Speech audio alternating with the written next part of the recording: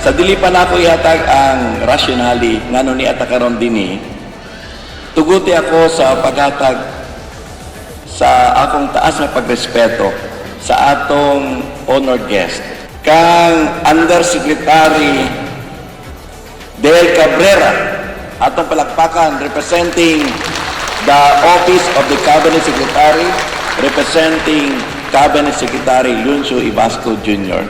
Salamat kaayo, Undersecretary Cabrera, for coming. Ibawaan ninyo, si Secretary Cabrera is from Cagayan de Oro.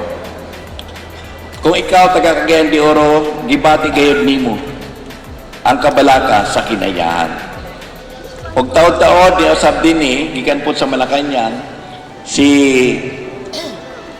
Assistant Secretary John Roby Otero. Og nalipay sab kita kay niya gayod from the Office of the Secretary of the Mindanao Development Authority, no less than the Senior Financial Specialist, Ma'am Harlika Alonto. Palagpakan po natin. Daghang kay salamat because the good secretary, there was a time we met here and I was telling him of this big gathering. Iya dahil gisulti ka na ako nga, Chairman Orland, I'd like to attend. Ay, salamat. Pero mas maayo gani na si Madam Harlika. Siguro na ay kabilinggan mo sa wasya na kani. Ug dako gid akong pasalamat to sa siyempre ang atong co-host, no? Waylain ang atong pinalangga, His Eminence Archbishop Tony Ledesma SJ. No, palakpakan po natin. I would like to tell you about His Eminence. His heart is really for the people and for the environment. If I remember right, well, it was not so long ago, only mga in the 90s. 1991, he was then the director of Sursolim. Diya sa taas, Sursolim. Ibawaan ninyo, nagkabalakan na kami sa una, kay iyang gitahasan ang iyang gwardya. Tanang truck, gikan sa taas, 6 logging companies, 10-wheelers truck, dagko kayo mga kahoy, Almasiga, Ridlawaan, Nara, bisang kita na pulo, di na ito magakos. Giihap niya na. Ingon niya sa ako, Orlan, 50 kada gabi ng mga 10-wheelers truck, asagikan. Asagikan. Ipakita ko sa inyo niya, asagikan. Pero ang kasing-kasing sa atong eminence para gayon sa kiniyahan.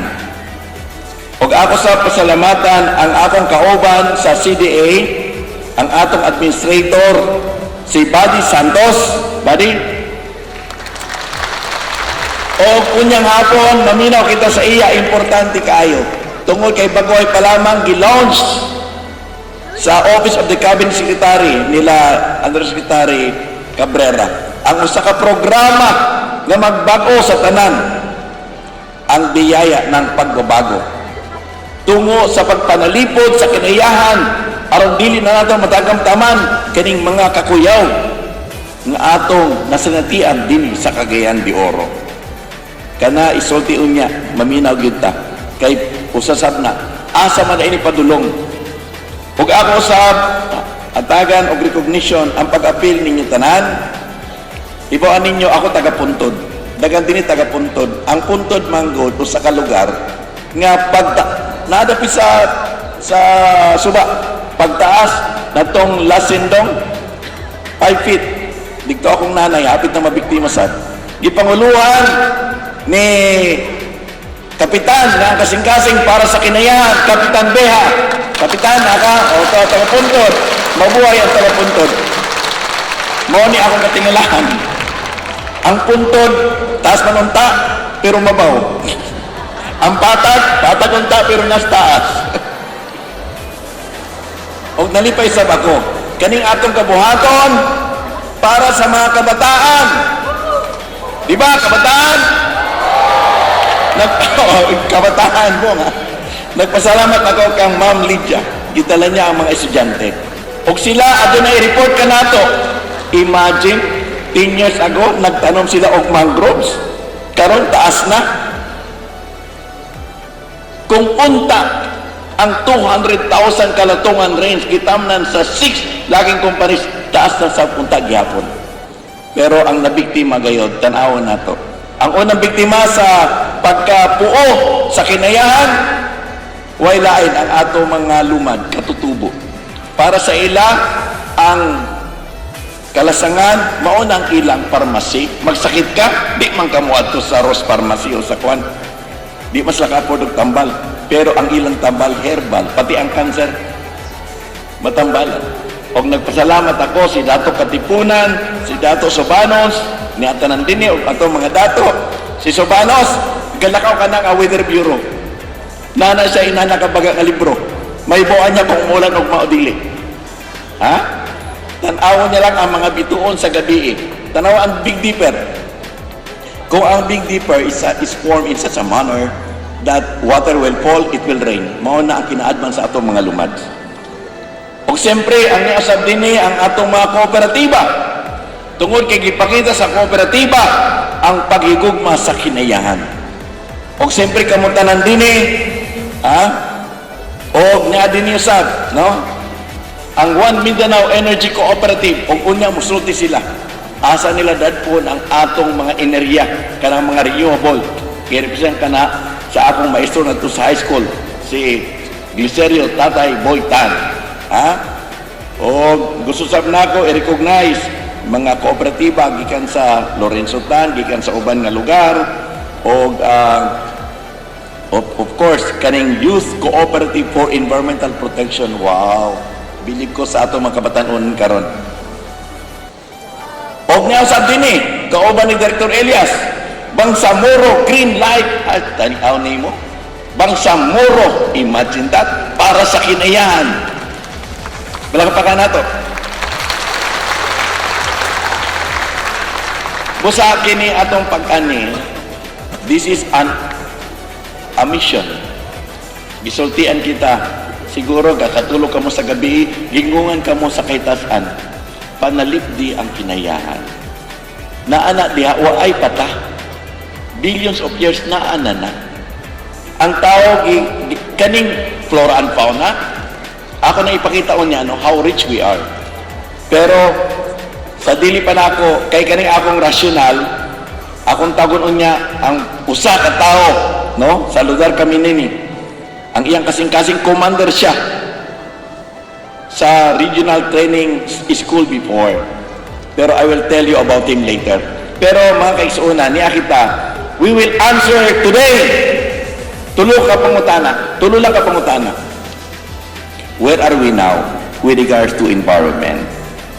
Natong December 22, nakita nato, taas kayong tubig. Buntag. Kung gabi ito, dagan mamatay. Pero warning to. Ang Ginoo man God loves us so much that before there is this calamity, He is warning us. Kung kita di maminaw, ay sala na nato. Just like what happened during Sindong, December 17, 2011. There was a warning. We were not listening.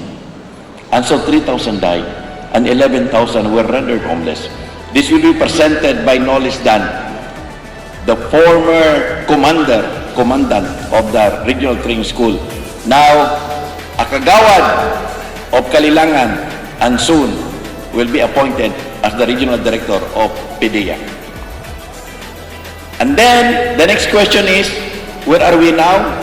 Grabe, busan ni ate pag-asa din na ay analysis, what will Cagayan de Oro be 50 years from now? And there are predictions, Cagayan de Oro will be underwater. Ipakita na unya. Where are we now? Pangutan-unta ka mo. You can only solve the problem if you know the problem. If you do not the problem, you cannot. And so nila, di manggod. Kini every 50 years manggod ni. Ilong dia, 50 years ka dia. Tingali i-breer na ni. Diba? So kani. And we will make a report. Kay natong after Sendong, there was this sulog og ang Bangon Cagayan. Naghimo petition sa Court of Appeals for the writ of kalikasan og naay order ang writ of kalikasan, the third in the whole country. rate of kalikasan. We will report to you. Where are we now? Siguro mabulaga kamo. Nato kami nila Engineer Romy, nila attorney sa NBI o tanan, di mi katulog usahay. Ha? Tingnan na kayo ako ang problema. Sige, kung gusto niyo matulog, ay no, pagtanaw ni ini. You will be bothered really if I'll tell you the truth. And so, we will report to you, where are we now? Pero ang pangutana, kapamilya, kapuso, sa kinayahan, pangutana mo kini, where are we going? Asa ta padulong? Shall we allow our children to have no future because the environment is gone already? No, we cannot. And so, we will now say, we are for sustainable future. We are for the environment. Nga unta, dili, walay mamatay.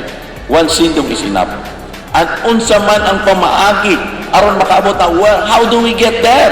That is the question that we will answer. We will not leave this room if we don't have that in our mind. Because, who knows, tomorrow, or next week, or next month, another sendong. And it is our prediction, kami ni Colonel Ramos, that the next sendong will be more horrible. Sa una, 3,000 na namatay, pero ipakita na mo sa inyo, ang next mamatay, gamay na ang 20,000. Gamay na ang 30,000. Oh, siguro kakatawa lang ta, pero we will show to you. That will be answered today. Ag nalipay kami, mga kaigsuunan nga kamo, ni agay din O karon, natong panahon, diin kami kabarikada o mga laging truck, walay naminaw sa amo. Gisulti na mo, the ingredients of disaster are present, no one was listening. And so, I asked our lawyer, sa una, wala siya kahadlok. He was facing the guns of the loggers. Gi-invite na ako. Kaya nga no, because of those kind of pakigbisog, si Attorney Manuel Rabanera na stroke.